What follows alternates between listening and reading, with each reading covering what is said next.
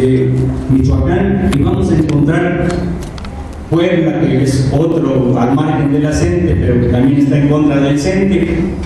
Tenemos ese problema, estamos divididos, y esa es nuestra única fuerza. Los patrones tienen el capital, el gobierno tiene el poder, y cuando digo el poder me refiero a todo lo que han expresado los doctores en Derecho. Tienen el poder ejecutivo, tienen el poder judicial y tienen el poder legislativo en sus manos. Pero además tienen todos los instrumentos represivos del Estado. Uno tiene el poder económico, otro tiene el poder político. ¿Y nosotros qué tenemos? No tenemos nada.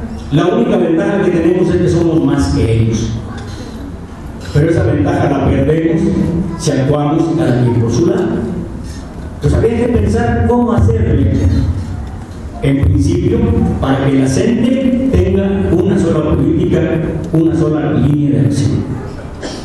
¿Cómo hacerle para vincular los objetivos de la CENTE con los sindicatos de educación media superior que enfrentan el mismo enemigo y la misma ley?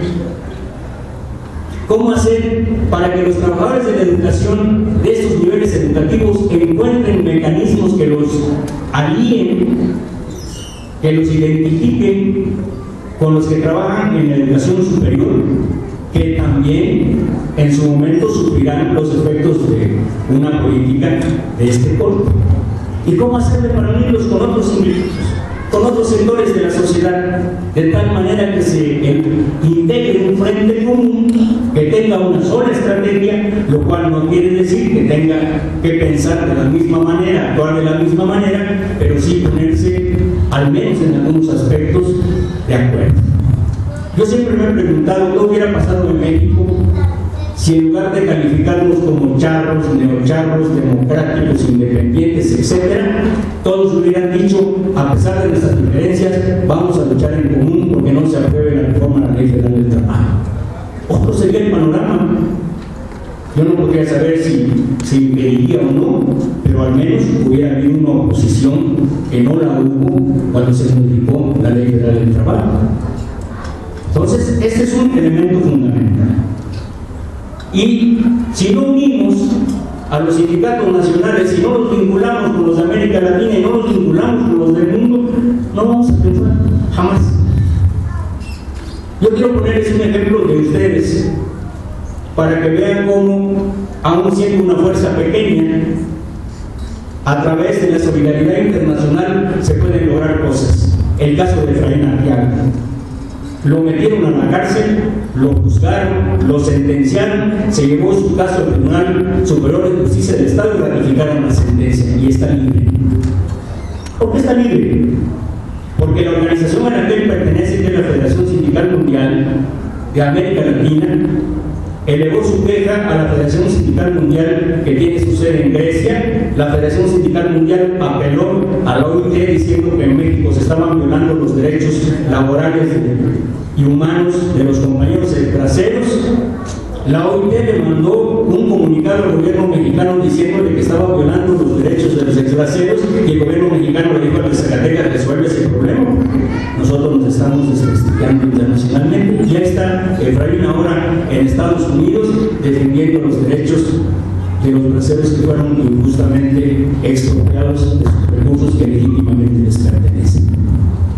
Entonces, cuando la lucha se programa bien y hay unidad interna y en el exterior, los resultados pueden también modificarse. Y esto, y quiero insistir en ello, no quiere decir que todos tengamos que pensar de la misma manera, que todos tengamos que actuar de la misma manera. Tienen que entender que cada sindicato tiene sus propios problemas particulares. Pero si nos uniéramos en las cosas esenciales, tendríamos mayores posibilidades de éxito. ¿Y cómo superamos la desorientación? Porque yo escucho, por ejemplo, que contra los charros, entonces, sindicato democrático. Pero el sindicato democrático por sí solo, el hecho de que uno tenga el derecho de elegir a los dirigentes, garantiza realmente que van a luchar por los intereses de sus agremiados. O puede haber sindicatos democráticos que no lo hagan. ¿Independientes de quién? ¿Respecto de qué? O sea, son independientes del Estado, perfecto. Son independientes de los patrones, igual. Son independientes de los partidos, adelante. Pero independientes unos de otros, ¿eso a qué nos lleva? Cada sindicato, si ustedes ven los grandes sindicatos de industria, electricistas, ferrocarrileros, petroleros, también está por su cuenta. Ninguno ha permanecido mucho tiempo en centrales que agrupen otros trabajadores. Sienten que tienen la suficiente fuerza para defender solitos sus derechos, hasta que se dan cuenta de que eso no es así. Y entonces tendríamos que reflexionar en que la sola independencia o la sola democratización no son suficientes, que junto con eso tiene que haber otros elementos que diferencien a los sindicatos que defienden los intereses de sus agremiados de aquellos que no lo hacen. Entonces, ese es un elemento más que podría ayudar a combatir el otro aspecto del síndrome, la desorientación, tener una orientación precisa de cuáles son sus objetivos. Y dentro de estos objetivos, habría que reflexionar también en las posibilidades de éxito de conquistar nuestras demandas al margen de los problemas nacionales. ¿Será posible resolver los problemas del magisterio al margen de los problemas de la nación? ¿Será posible resolver el problema de la industria energética al margen de los grandes problemas nacionales? La deuda externa, ¿saben cuánto debemos? Son más de 5 billones de pesos. Esa es la deuda del gobierno federal, del sector público federal. Y cada año en el presupuesto determinada cantidad de centavos se van a pagar intereses de la deuda en lugar de resolver problemas sociales. ¿Saben qué va a pasar con Pemex? Aporta el 40% del presupuesto nacional. Si ahora se va a regir por criterios diferentes, ahora va a ser una empresa corporativa, que quiere decir que va a aceptar socios extranjeros, socios mexicanos, que va a permitir que esos socios participen en el consejo de administración y que además diseñen las políticas de la empresa. Estamos hablando de políticas que ya no van a tener nada que ver con la función de servicio que debe tener Pemex, sino con el afán de lucro de sus propietarios. Entonces, las ganancias, en lugar de ir a financiar los aspectos sociales del país, van a ir a la bolsa de los inversionistas extranjeros. ¿Y de dónde vamos a sacar el dinero? Del incremento del IVA. Y entonces empieza uno a preguntarse, si no resolvemos esos grandes problemas nacionales, no vamos a resolver nuestros problemas gremiales. De ahí la necesidad de que el sindicalismo mexicano tenga una visión que vaya más allá de sus problemas particulares, que entienda que tiene una función mucho más importante que la sola solución de sus demandas particulares, su contribución a la solución de los grandes problemas económicos, políticos y sociales de la nación. Y entonces sí, el otro elemento del síndrome, el desprestigio, caería por sí solo. Si tenemos un sindicalismo unitario y bien orientado, creo que podremos dar una batalla mucho mejor que como lo estamos haciendo en este momento. Muchas gracias.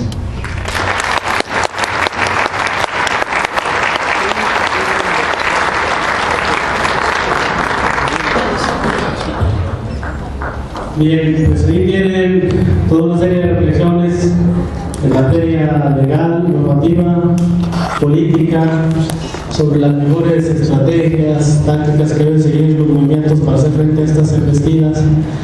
Entonces, pues ahora toca el turno a ustedes. Quien quiera plantear alguna pregunta, pues adelante. Si les parece, hacemos una ronda de 5 preguntas, luego cedemos la palabra a los ponentes y entonces valoramos si continuamos o ahí le dejamos. Acá una, por favor, se presenta. Mi nombre es Gonzalo Franco y mi pregunta es para nuestros expertos en el panel. ¿No creen que con estas reformas que se están presentando el gobierno federal estaría aceptando que el problema de fondo es el modelo educativo, el modelo económico que ha planteado a través de los años, y que estas reformas que se plantean y que algunas ya fueron liberadas pudieran ser la justificación para reconocer que este modelo económico que está vigente es el que está trayendo esta apertura a estas nuevas reformas? Esa sería mi pregunta. Gracias. ¿Alguien más? Adelante. Yo soy maestra de nivel básico preescolar.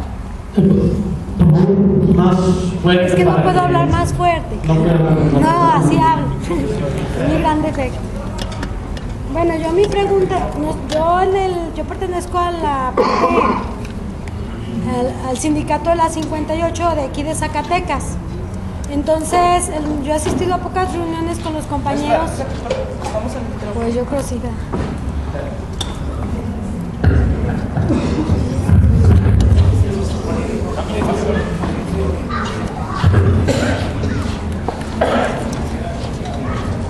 Bueno, yo soy maestra de nivel preescolar y he asistido a pocas reuniones, como mencionaba el último exponente, donde nada más nos juntamos un movimiento, en este caso el movimiento democrático.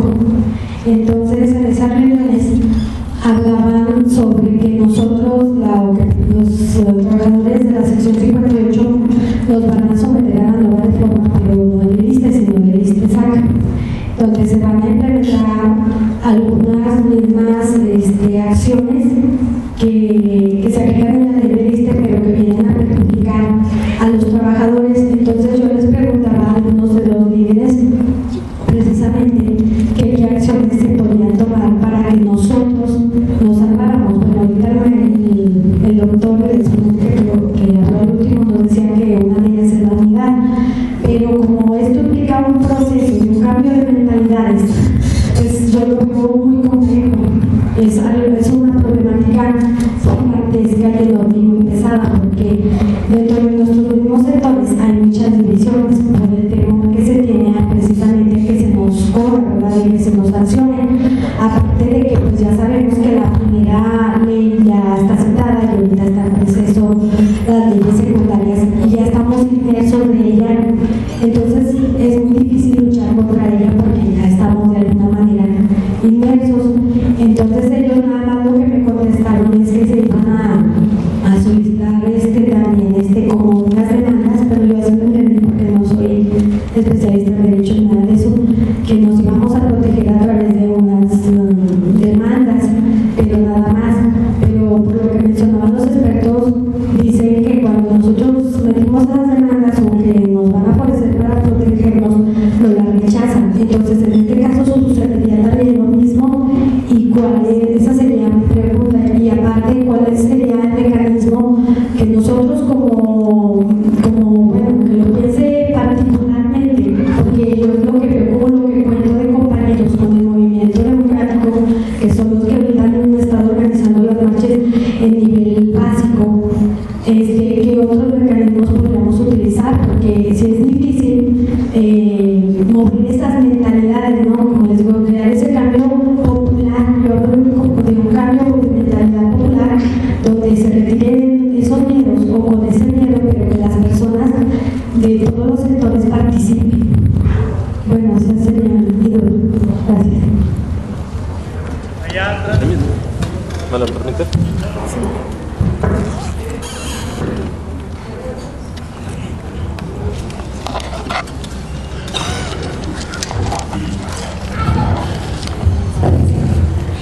Buenas tardes, yo soy del sistema telesecundaria y tengo una duda.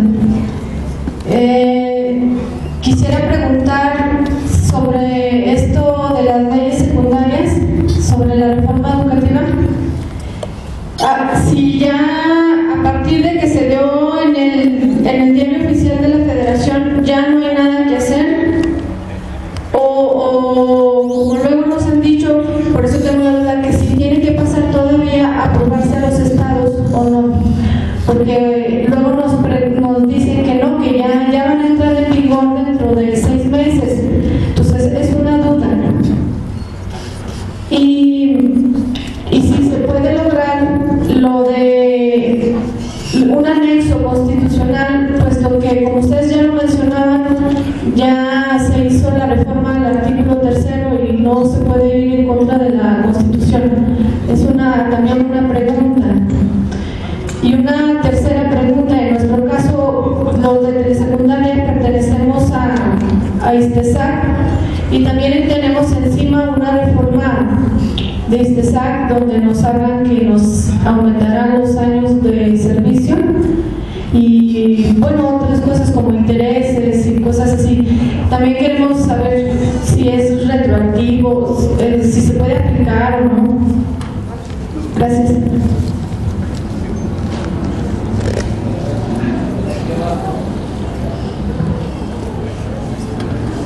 Aunque es repetitiva mi pregunta porque solamente quiero preguntar, ¿todavía se puede hacer algo con la unidad de todos? Y si cuando nos contesten dijeran que sí, entonces cada uno podemos invitar a 10 o no podemos, nada más. Esta ya no es pregunta para ustedes, solamente para los presentes.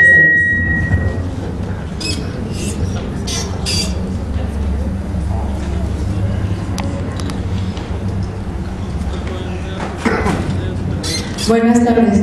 Dentro de los comentarios acerca de la reforma educativa, se ha hablado también que es un paso hacia la privatización de la educación y se habla de una gestión por parte de los padres de familia que no siempre puede ser cubierta por el Estado. Me gustaría que hablaran acerca de ese tema también, por favor.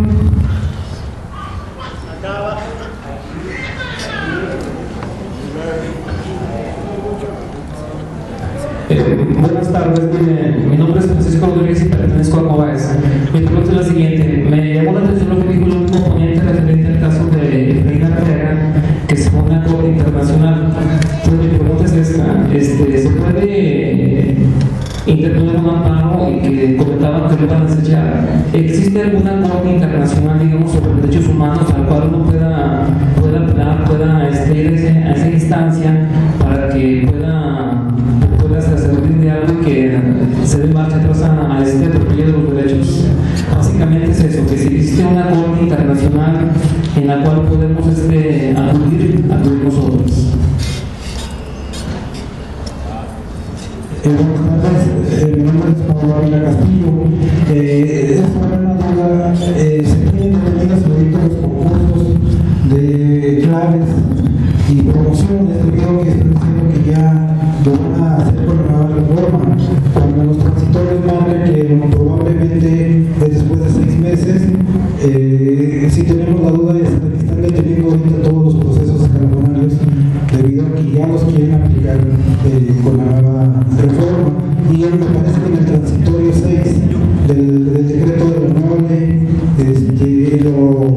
lo refuta, dice que hasta partir de 2014 que mientras se tendría que seguir haciendo ese tipo de procesos escalonarios con los procesos anteriores. Sí, buenas tardes, mi nombre es Víctor Manuel Fernández, trabajo en la Universidad Pedagógica y participo en el movimiento magisterial. Dos reflexiones y una invitación.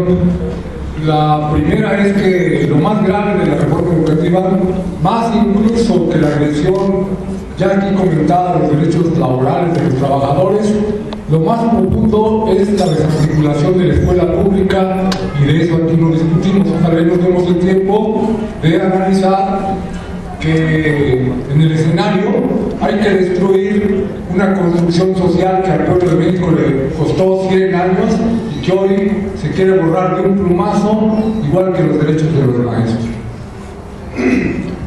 La otra cuestión es que en el caso del magisterio de la sección 34, que ya estuvimos miles en la calle junto con muchos de ustedes, la definición es ir al paro indefinido el día 14 de octubre. Y bueno, ya el señor Campos Vega hablaba de las tragedias del movimiento magisterial nacional. Nosotros pensamos que las posibilidades de éxito del magisterio del país dependen de los nexos que establezcan con toda la ciudadanía, porque esta batalla no es ni por nuestro derecho. La contextualizamos como la batalla por la escuela pública, y la tarea de la defensa de la escuela pública nos corresponde a todos los ciudadanos.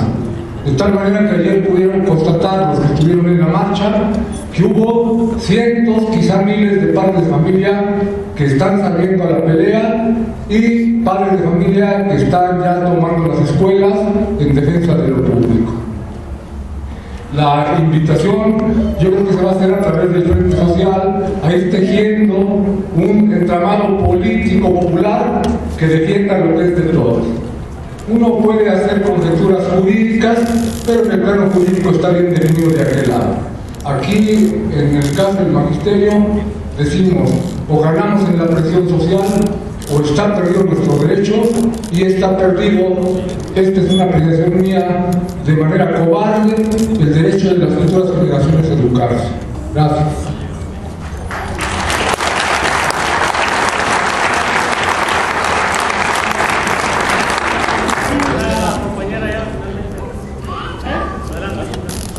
Bueno, yo soy de nivel inicial, de CENTIS.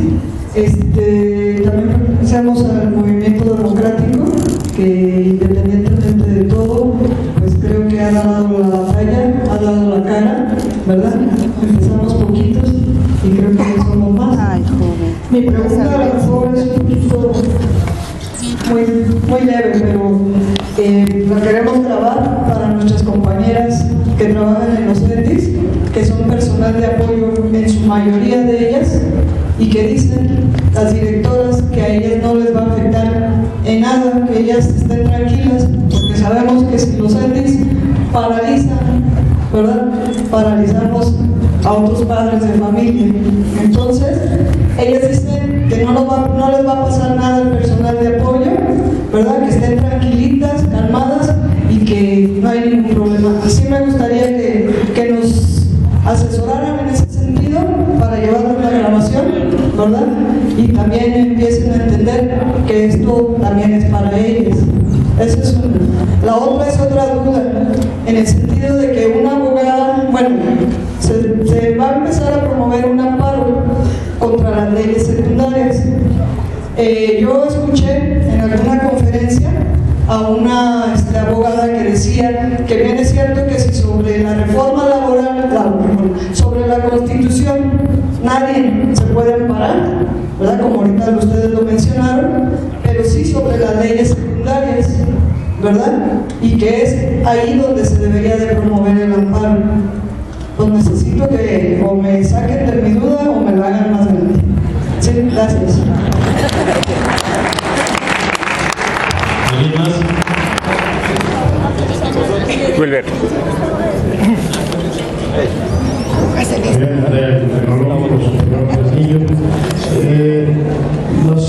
Las exposiciones nos permiten ver que no se ha soslayado el tema de la educación superior tecnológica. Sí me gustaría saber, aunque se toca directamente a la educación básica y a la media superior, ¿cuánto tiempo habría que esperar o qué se prevé en relación a los efectos de esta reforma para la educación tecnológica superior en particular? Ese sería el tema. Si hay oportunidad, nada más es con nota jurídica. Esta pregunta, primeramente, mi nombre es Rolando Ceballos, del subsistema de Cecilia Samsal. La pregunta va más en el orden jurídico: ¿hasta dónde esta ley secundaria, derivada del artículo 3, violenta o está rompiendo lo que menciona el artículo 123 y el 61, según me parece, que son los que hablan sobre el trabajo?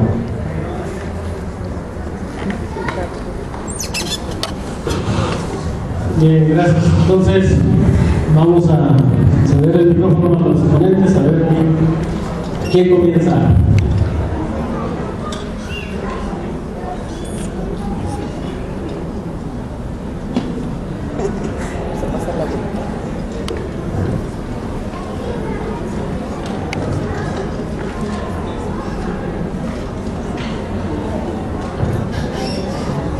Bien, iniciaría en el orden en que fueron planteadas las preguntas, con la del Gonzalo. Nos pregunta que si el modelo económico es el problema, si es el que abre la puerta para todo lo demás. Yo diría que el modelo económico, a su vez, es producto de una política de dependencia económica de nuestro país respecto del gran capital internacional. Tenemos dos grandes problemas ahora, que son producto también de eso. El asunto empieza cuando México está a punto de declarar la moratoria al pago de la deuda externa al final del sexenio de José López Portillo. Interviene el Fondo Monetario Internacional y nuestro país suscribe una carta de intención donde se compromete a aplicar todas estas políticas que hoy vivimos: reducir el déficit presupuestal, desaparecer los precios de garantía de los productos del campo, establecer los topes salariales e iniciar la venta de las empresas públicas. La carta de intención, si la viéramos desde el punto de vista formal, sería que el gobierno mexicano elabora un documento donde dice: yo, para poder seguir teniendo acceso a los préstamos internacionales, me comprometo a hacer tales y cuales cambios en la política económica para que ustedes me permitan salir de este problema. La realidad es otra. El Fondo Monetario Internacional llega con la carta y le dice al gobierno mexicano: ¿firmas o no hay recursos? Y si uno coteja lo que se firmó en esa ocasión con el llamado Consenso de Washington, que son las políticas acordadas por los grandes países, se va a dar cuenta que es exactamente lo mismo. Entonces inicia la aplicación en México de las políticas neoliberales. Miguel de la Madrid arma un gran barullo porque reforma los artículos 25, 26, 27, 28 y 29 de la Constitución. 29, pero los otros cuatro, que tienen que ver con lo económico. Hay un debate profundísimo en la Cámara, pero al mismo tiempo manda al Senado una reforma sobre la renovación moral de la sociedad, donde dice que en el futuro, en lugar de que se asignen las compras directamente por el gobierno, se va a establecer un mecanismo por medio del cual será, a través de licitaciones públicas, todas las enajenaciones que realice el Estado mexicano.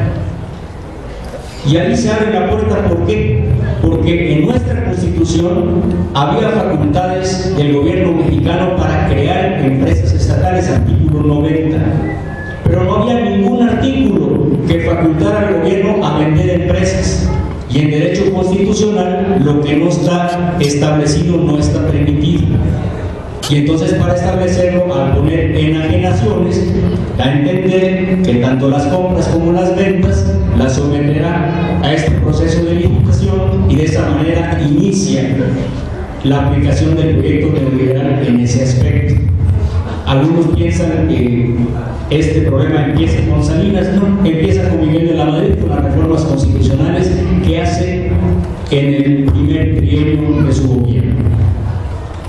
Y a partir de eso empiezan todos los problemas. Ya les decía yo cuánto debemos, pero también se ha incrementado la presencia del capital extranjero. Compraron Aurrera, ahora es Walmart, compraron Comercial Mexicana, compraron Banamex, bueno, compraron todos los bancos grandes excepto Banorte e ICSE. Como acotación, no pagaron, en el caso de Banamex, que fue vendido en $10,000 millones, no pagaron impuestos. Tan exentos ese tipo de operaciones de pago de impuestos, es decir, todas las facilidades al capital extranjero. Luego llegan los gobiernos de Fox y de Calderón, que tienen más vínculos con el franquismo español que con los Estados Unidos, y nos llenamos de empresas españolas en el área de la industria eléctrica, en el área bancaria, y finalmente hoy la inversión extranjera española representa el 20% de toda la inversión extranjera en el país. Entonces, un número de nexos políticos, cómo se relacionan con los intereses económicos. Y en la medida que ha crecido la presencia de capital extranjero y que ha crecido la deuda, quiere decir que gran parte de lo que producimos los mexicanos está sirviendo para pagarle a nuestros acreedores y a los dueños de las empresas, y se están dejando de atender los asuntos nacionales, y eso nos lleva a que nos apliquen políticas. ¿Quieren saber qué es lo que le depara el futuro a la educación superior en el país? El Banco Mundial es el que se encarga de dictar las políticas educativas de ese nivel. ¿Quieren saber cómo va a aplicarse la política en la educación básica? La Organización para la Cooperación y el Desarrollo Económicos es la que se encarga. Hace ya varios años firmaron un acuerdo entre el gobierno mexicano y la OCDE, y en el punto 8 se establece la necesidad de correr a los maestros que no cumplan con los parámetros establecidos. No es nuevo. Son imposiciones de los organismos financieros internacionales. ¿Por qué? Y aquí viene el tema que no abordamos, la orientación de la educación. ¿Qué tipo de mexicano quieren formar? ¿El que se apegue a los criterios del artículo 3 constitucional, nacionalista, democrático, humanista? No. Quieren mano de obra calificada para las grandes empresas transnacionales que inundan el país. Las instituciones tecnológicas no tienen por qué preocuparse.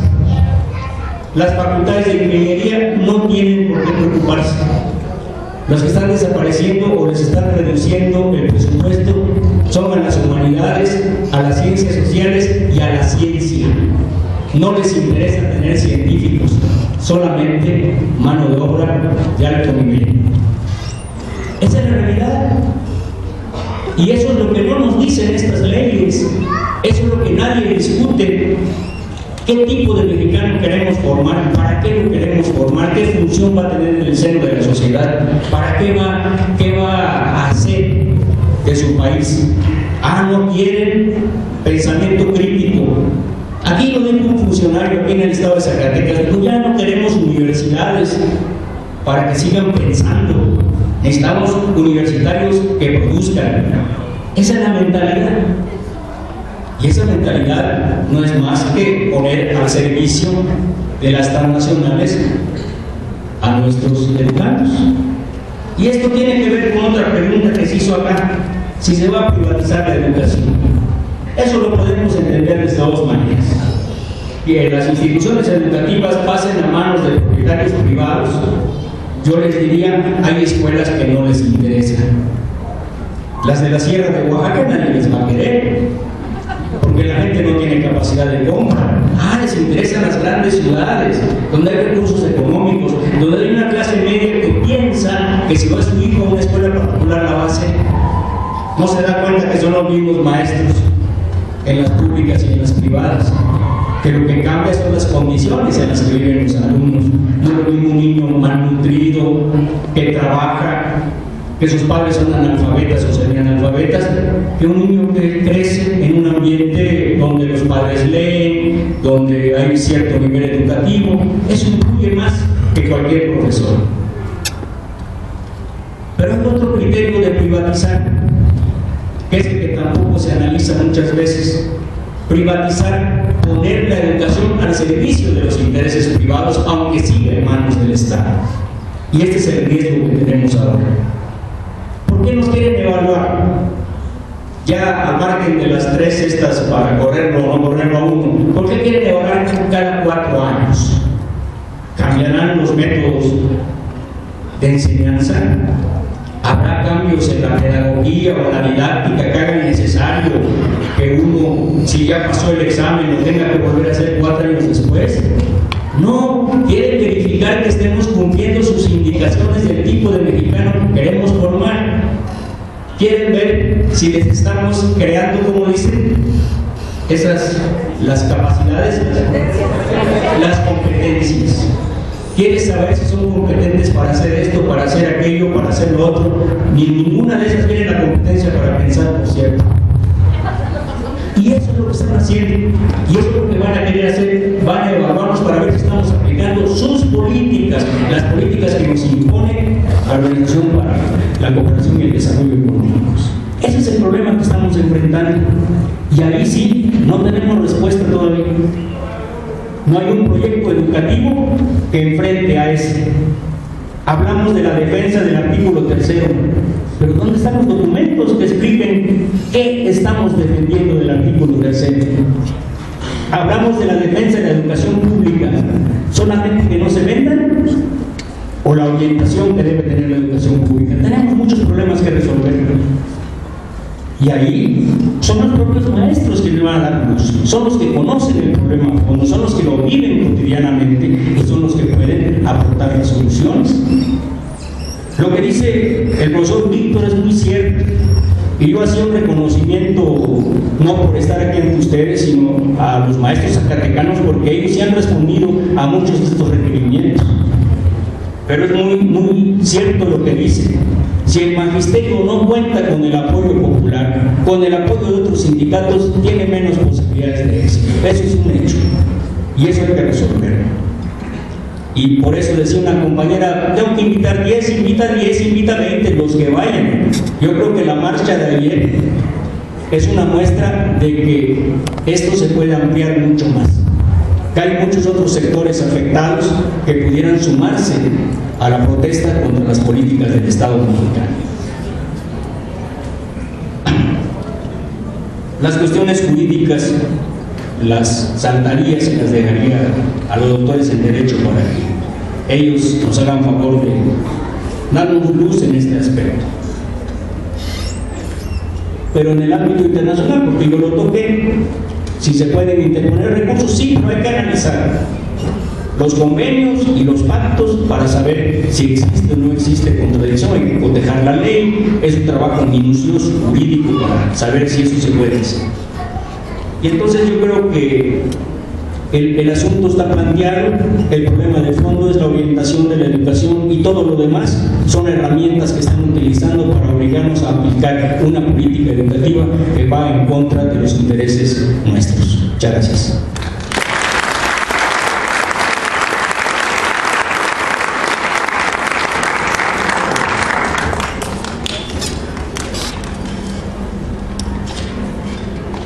Bueno, yo creo que respondí a la pregunta de Gonzalo del tipo ideológico que tiene la reforma de la ley.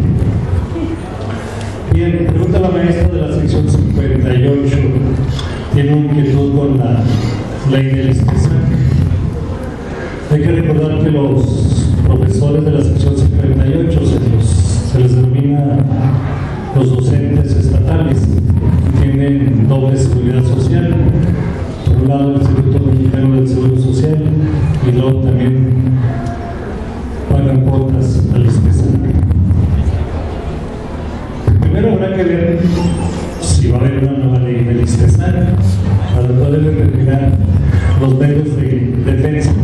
El medio de defensa más natural en materia política es el amparo contra leyes inconstitucionales, pero como dice el licenciado Juan Campos, habrá que determinar cuáles serían las normas inconstitucionales en caso de una nueva ley de ISTESAC. Sería pues prematuro adelantar alguna situación. Pregúntame de la secundaria, que si ya se están aplicando las leyes de educación. Bueno, las leyes tienen vigencia a partir de que establece la propia ley, que generalmente es al día siguiente de su publicación o en el mismo momento de su publicación. pues ya están vigentes. Pero lo que en realidad hay una parte que va a tardar en que se aplique realmente, porque dicen que deben establecerse los lineamientos. O sea, nosotros entendemos que más o menos este es el esquema jurídico. Hay una reforma constitucional, luego aparecen las leyes reglamentarias. Dijimos que se reformó la Ley General de Educación, que apareció la ley del Instituto de Evaluación y aparece la Ley General del Servicio Docente. Pero luego hay otra parte que le falta, los reglamentos que hagan operable las leyes que derivan de la Constitución, que reglamentan una parte de la Constitución. Y aquí le llaman lineamientos. Mientras no haya lineamientos, entonces ¿cómo operas los procesos de evaluación? Pues hay que esperar todavía. Por eso incluso se dice, los maestros de nuevo ingreso presentarán su primer examen de ingreso hasta el año que viene, hasta el ciclo escolar siguiente, julio, se dice, del año que viene. Pues ya está vigente. Ya habíamos dicho que la Constitución no puede ser a la vez inconstitucional. Pero vemos un caso reciente con la huelga del CECITES. El director general del CECITES se amparó contra el acto de la Junta que le dio trámite a un emplazamiento a huelga, y el juez del distrito dijo que cuando dos garantías en la misma Constitución están en una supuesta contradicción o en una afectación de derechos, entonces hay que analizar el interés social, y él determinó que no se podían suspender labores de manera totalitaria porque los educandos tenían un interés social preferente sobre el derecho de huelga. Entonces, pues, si esta fue la medida, imagínense lo que va a decir la Corte.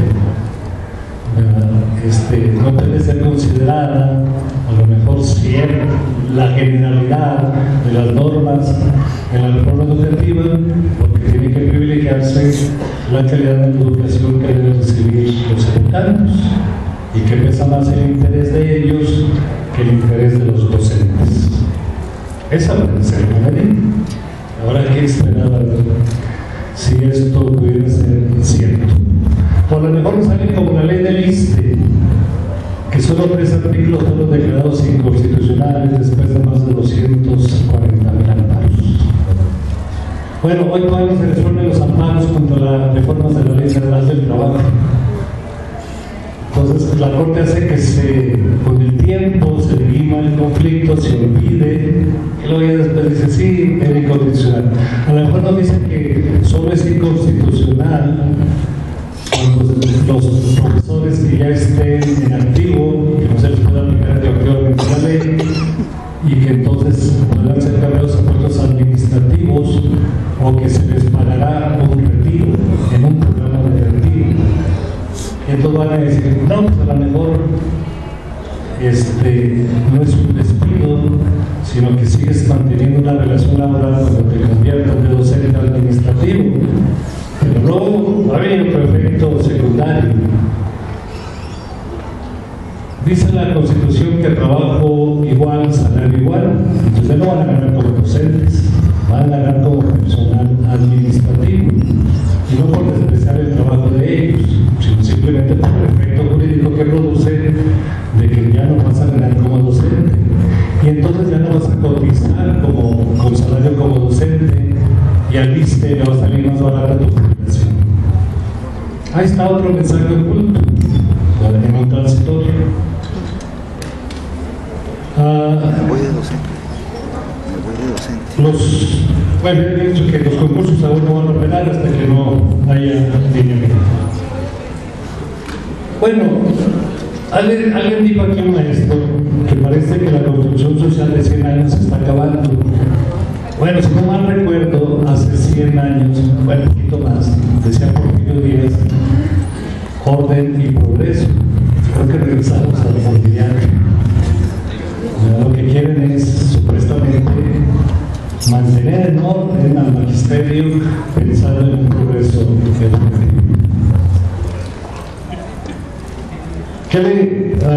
¿Por qué el personal de apoyo no aparece en esta ley? No, pues es que el personal de apoyo tiene una legislación laboral debidamente establecida en las leyes del servicio civil o en los organismos públicos descentralizados en la Ley Federal del Trabajo y a nivel de lo que es trabajadores de la Secretaría de Educación Pública de manera directa, la Ley Federal de los Trabajadores al Servicio del Estado, y todos ellos aún siguen conservando absoluta estabilidad en el empleo. Dice, ¿por qué no se estudia la educación tecnológica? No, sí está. Si no me recuerdo, en el artículo 4 del Instituto Nacional de Evaluación de la Educación dice que las universidades y los institutos de educación superior podrán celebrar convenios con el instituto para que ellos voluntariamente, ¿verdad?, se autoimpongan a través de estos mecanismos rectores la evaluación de los propios docentes. Y entonces, si yo soy el director general del Tecnológico de Sombrerete, pues bastaría que firma, ¿no? No requiere mayor, ¿verdad?, acuerdo con los trabajadores o con el sindicato. Si yo tengo la representación jurídica, simplemente aquí está mi nombramiento, aquí está el decreto donde yo represento legalmente al instituto, y entonces yo digo que a todos entramos a la evaluación. Y es que así es el esquema en toda la República Mexicana de todos los institutos tecnológicos de educación superior, organismos públicos descentralizados. Y si pasamos a la universidad, recuerden, creo que dicen que debemos, ya a veces en el discurso ya uno se confunde, 700 millones de pesos al ISTESA. Y entonces, pues creo que estamos muy poquitos, ¿verdad?, como para no negar quizá un convenio para que también seamos evaluados, aunque tenemos un PIB que es en realidad un documento evaluador, autoevaluador, y después se defiende por el rector ante las instancias educativas de la Secretaría de Educación Pública, pero pues el rector considera que esta autoevaluación ya no es suficiente. Bien, creo que son al menos las preguntas que yo pudiera responder. Muchas gracias.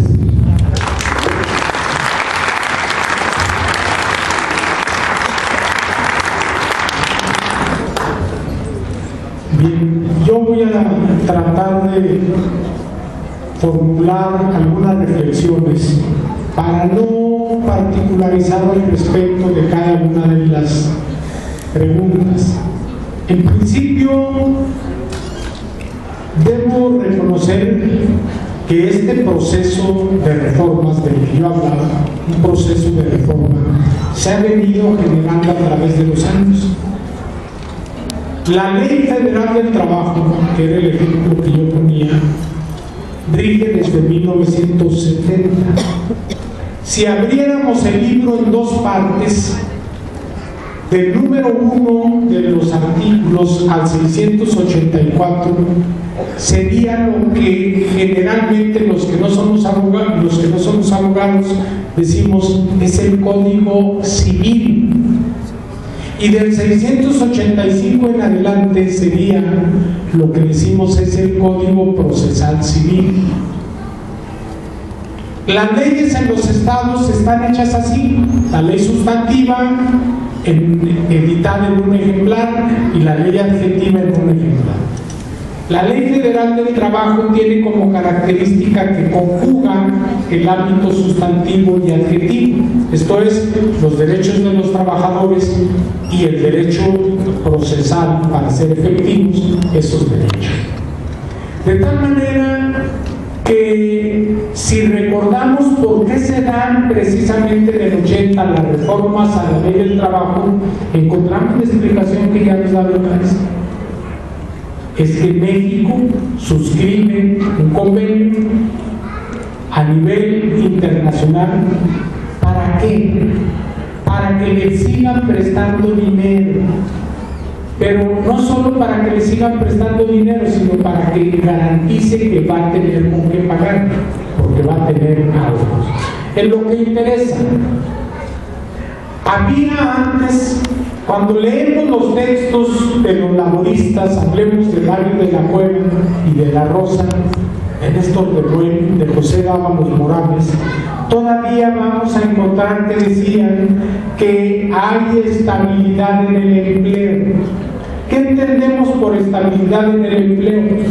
Porque la ley de 1970 decía que el trabajador que tenga más de 20 años de antigüedad adquiere fuero, que los líderes sindicales tienen fuero sindical.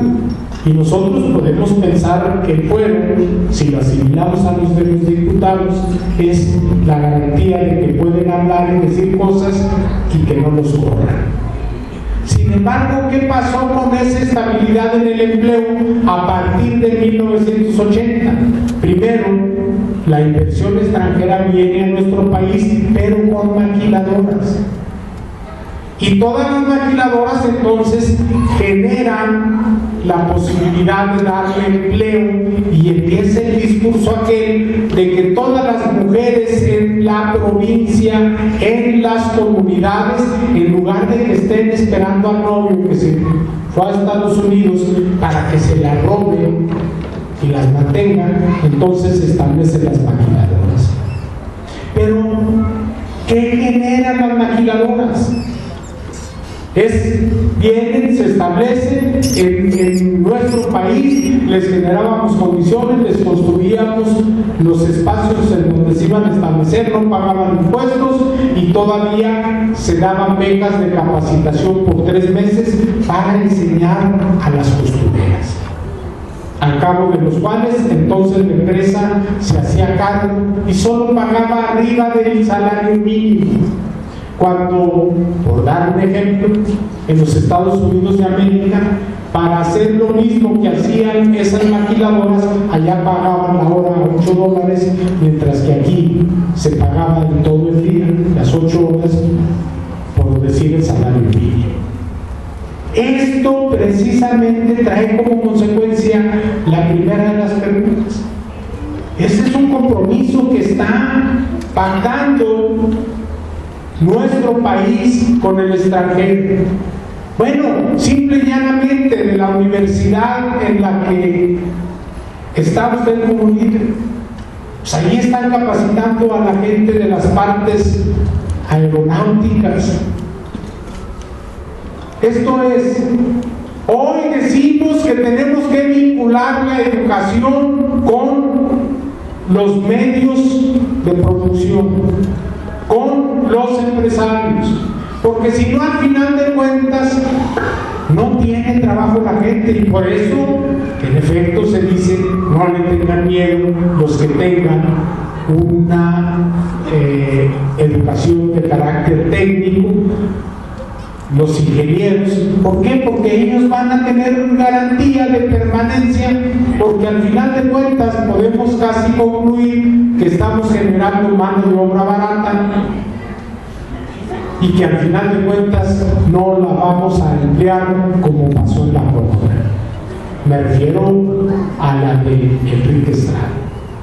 Cuando se aperturaba y se decía que la mayor generación de los empleos era para los zacatecanos, y al final de cuentas nos enteramos que los zacatecanos son los que revisan las botellas que no vayan quebradas, o que revisan que vaya bien lavado el envase, y los técnicos son de otros lados. De tal manera pues que decíamos, en efecto, esta reforma educativa está al servicio del capital. Pero también hay que decir, la unidad en torno a los trabajadores, yo ahí difiero y diría, no se da porque nosotros consideramos que este es un sindicato de élite, que este es un sindicato rojo, amarillo. No, se da porque la misma ley, porque las mismas reformas a la Constitución nos han ido poco a poco trozando nuestros derechos sindicales. En efecto, el convenio 87 relativo a la libertad de sindicación, que propone la Organización Internacional del Trabajo, rige en nuestro país, porque de acuerdo con el 133 constitucional fue aprobado por el Senado de la República. Pero la realidad es otra, amigos, porque entonces hablamos ahora de la defensa del 123, pero nos olvidamos que el artículo 123 es apartado A y es apartado B. Y nos olvidamos que en el apartado A sí aplicamos la libertad de sindicación. Yo soy libre para formar parte o no de un sindicato. El sindicato es libre para formar parte o no de una federación a nivel estatal. O la federación o los sindicatos son libres para formar parte de una confederación. Pero al final de cuentas, a los universitarios, ¿dónde surge el derecho para que sean considerados como trabajadores? No surge en el artículo 123 constitucional.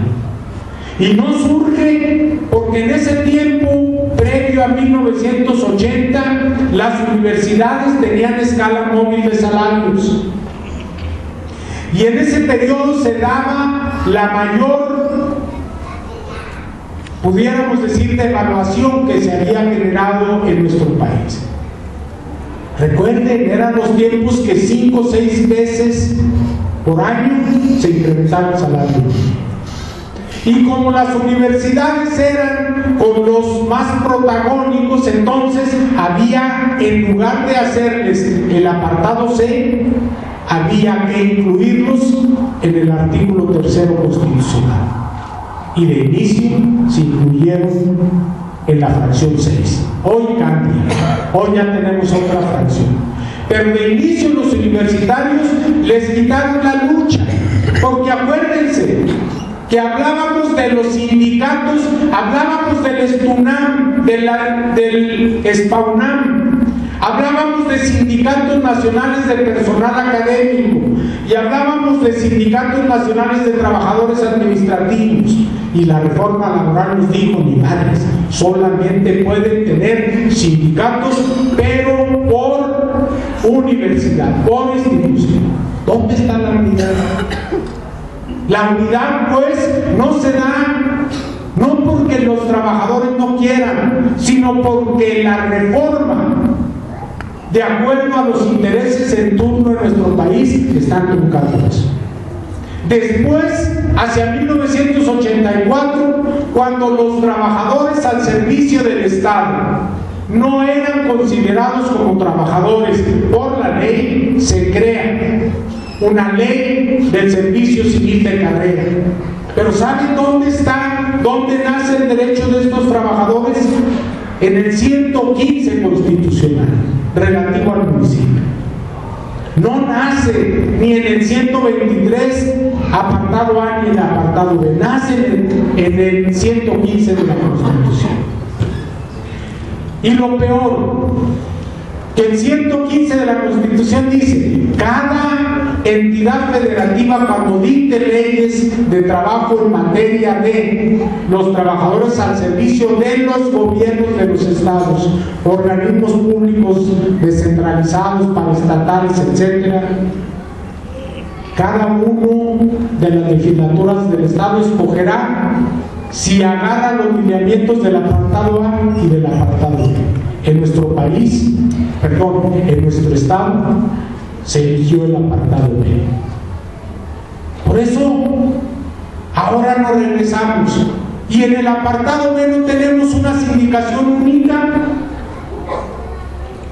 Con los trabajadores al servicio del Estado no tenemos una sindicación única. Nomás recordemos, amigos, se llama SUTSEMOB. Y solo había una federación reconocida, la Federación de los Trabajadores al Servicio del Estado. No hay ninguna otra federación. Hoy esta ley nos dice lo que apuntábamos hace rato. No puede intervenir la organización gremial para determinar si el director o no le entra a la evaluación. Por eso yo a veces soy más frío, porque en efecto hay un apartado que dice: no aplica para las universidades ni para las instituciones de educación media, superior y superior. Y me refiero a los tecnológicos. El problema es que toda la facultad se la da al director de un organismo público descentralizado. Y nada más recordemos, amigos, ¿quién pone a los directores? Sí, quizá la junta directiva, pero la junta directiva recibe lineamientos del Ejecutivo del Estado. Y el Ejecutivo del Estado, de acuerdo a la reforma educativa, hoy es el que puede decir los derechos adquiridos de los trabajadores, borrón y cuenta nueva. Los contratos colectivos, borrón y cuenta nueva. Y en estas condiciones, pues, tenemos que decirle a nuestra compañera de la sección 58 del CENTE: gran parte de la división se debe a qué. Yo voy más allá, no solo a Efraín Arteaga, también a la líder nacional del CENTE, la metieron a la cárcel. Por eso hoy nadie está defendiendo esta reforma. Por eso el Sindicato Nacional de Trabajadores de la Educación no está defendiendo, a pesar de que hay un perjuicio incalculable. Solamente los desmadrosos y rijosos de la SED. Solamente nos pasan en televisión a los anarquistas, a los que no tienen ley, a los que no obedecen, a los que están en contra de todo orden jurídico, solamente a ellos. Por eso, cuando el día de ayer, en efecto, como decía el grande, cuando vemos el cúmulo de gente y la gente que está en la marcha del día de ayer, da gusto. Porque entonces tenemos que decir: nos habíamos olvidado de la táctica de lucha. Los sindicatos solamente tenemos una táctica de lucha, la huelga. Pero esa táctica de lucha es legal. Es la única que se nos permite. ¿Quién va a la huelga? Hace rato ejemplificaba Gustavo. Hoy, triste realidad. Si eso lo hubiéramos contado hace 10, 12 años, seguramente ustedes se acuerdan, yo en las aulas decía: solo en Japón se dan las huelgas trabajando. Hoy, reitero, también en Zacatecas se dan las huelgas trabajando. ¿Quiere esto decir que los trabajadores huelguistas solo van de 8 a 3, pero no cierran? Todos los demás siguen trabajando. Y entonces tenemos que recordar también que en el 80 los telefonistas, con Juárez a la cabeza, el nombre no lo recuerdo, es el apellido, pero con él a la cabeza empezó una lucha que no la secundó los de Comisión Federal ni los de Pemex. ¿Y saben qué pasó? Le requisaron teléfonos de México. Llegó el ejército y les dijeron: quédense en huelga ustedes, y el ejército sigue las comunicaciones. ¿Qué hacían los trabajadores de Telmex en el 80? Implementemos otras tácticas de lucha no permitidas. Y luego ellos nos dijeron: ¿como cuáles? Brazos caídos. Bueno, el adelanto tecnológico es otra cosa, pero antes los telefonistas tenían que usar los brazos para meter o insertar ahí para las comunicaciones. Y luego con el anillo que tenían colgado a la cabeza para comunicarse a dónde querían hablar. Y ustedes le decían: comunícame a mi pueblo, a tal número. Y nunca los comunicaban, porque como eran brazos caídos, no podían levantar la mano para conectarlos. ¿Pero qué les pasó? Lo requisaron. siguió trabajando en la empresa y a ellos no les dieron ni un 5. Hoy, por eso yo digo, la unidad no la generan los trabajadores, porque entonces empiezan los problemas. Es cierto, en el mes de julio, no de este año, estamos hablando de las elecciones, cuando los trabajadores del CITES se van y toman las calles y llega el universitario al que se refiere, sin deberla ni tenerla, se solidariza, porque la ley dice que también hay huelgas por solidaridad, y se solidariza el amigo y lo mete la bota. En principio yo digo, ¿qué esperamos nosotros? ¿Qué esperamos frente a un gobierno que nos dice, él fue el que tuvo la culpa de todo? Dicho en otros términos, seguramente esta reforma laboral sí va a traer muchas consecuencias y va a traer, entre otras, el que se demerite el ámbito económico de las familias zacatecanas. No solo eso, cuando hablamos de reformas al ISTESAC o de incluirle más gentes al ISTESAC, es porque tal vez debiéramos conocer a fondo cómo está ese fideicomiso. ¿Y cómo está ese fideicomiso? Porque ha servido de caja chica.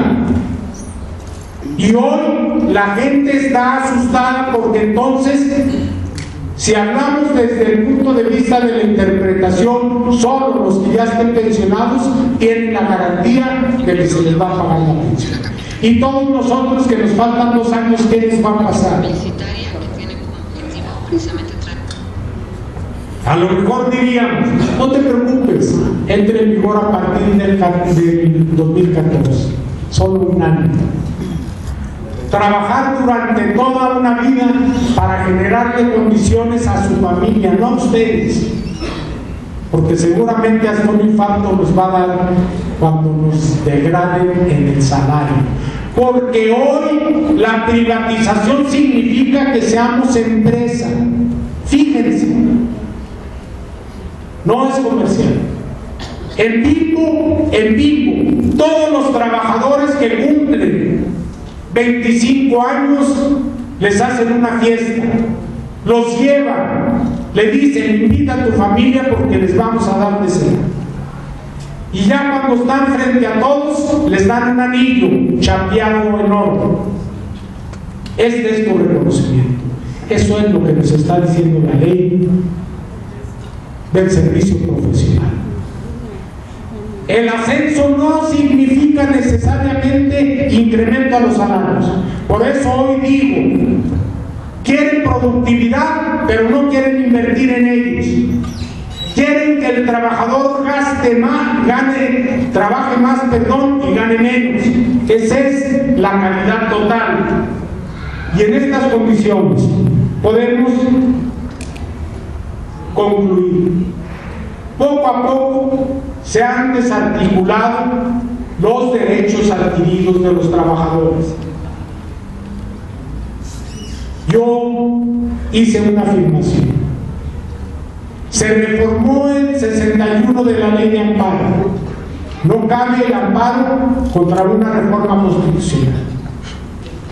El problema de la ley secundaria es que la ley secundaria, concretamente la del servicio profesional, es reglamentaria de una fracción del tercero constitucional.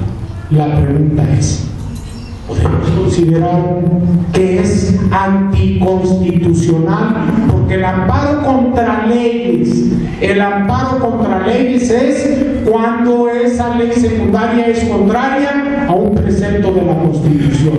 Y la pregunta es, acabamos de reformar el tercero constitucional. Pero en fin, los abogados también nos daremos nuestras manos. Pero para concluir, yo les diría, ¿qué pasa con lo relativo pues al 123 constitucional. Solo tenemos discurso, porque tenemos apartado A y apartado B, y porque tenemos leyes del servicio civil en los estados. Y la pregunta es, ¿la reforma constitucional ordenó que el Congreso de la Unión tuviera que promulgar, tuviera que aprobar, como ya se hizo, la ley del servicio docente? Ya tenemos esa ley del servicio docente. Nuestra pregunta, ¿qué va a pasar con nuestros derechos, pues, constitucionales? ¿Vamos a confiar en que los directores de las instituciones de educación superior se unan a todos los trabajadores y no los vean como una empresa que solamente tiene que producir cuando pertenecen a nuestra clase social? Sin embargo, diríamos, hay trabajadores de cuello humano. Muchas gracias por su paciencia.